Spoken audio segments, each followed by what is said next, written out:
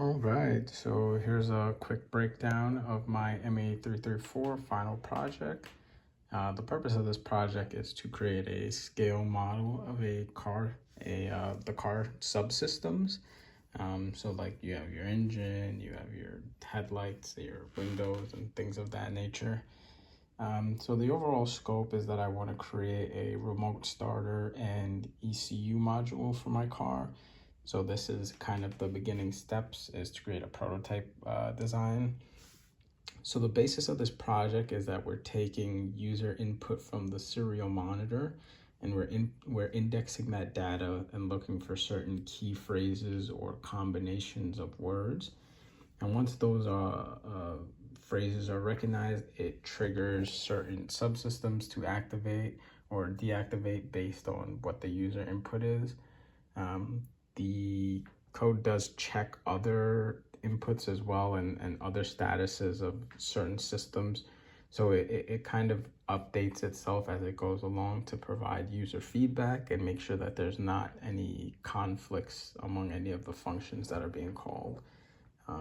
So like for example here, if we wanted to turn the headlights on, so if we gave like a headlights on command per se, it would give us feedback that says engine is not running. So because the engine is not running, the lights can't be activated or anything like that. So first step would be turn our system on, right? Type that wrong. So we want to start our engine. So as you can see, it says motor has been started. If you heard, the relay did click. The only reason the motor's not running right now is just because I don't have pin in, and that's just because I want to keep the noise down a little bit for the video. But yeah, once you activate the motor, you get that going, which is pretty cool. So now that the engine is running, the system allows you to activate other commands. So I can turn on my headlights. Let's say my headlights are on. I turn on my right indicator.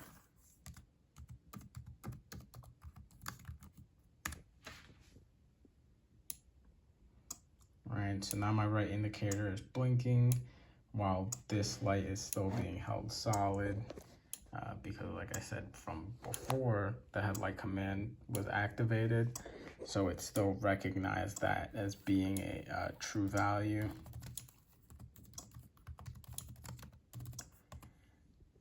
Now you can turn the headlight off and keep the indicator on as well. Another cool thing is that I wanted to incorporate some sort of sensor data, not just feedback from the Arduino. So the motor's still activated right now, like I said. So it'd be kind of hard to do here, but let's say the engine is running.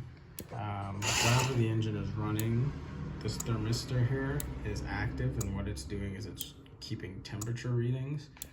So that way when your engine is running, it can automatically shut off when it gets up to operating temp. So what it would look like if possible right here, let's see. So the engine's on.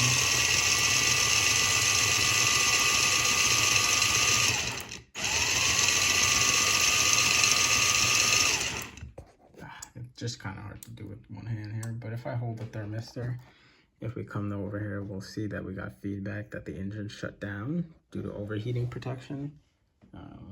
So you can see I'm pressing the power pin here and nothing's happening. So it does have that sensor feedback as well as just feedback from like your digital pins and what have you. And that's the overall scope of the project.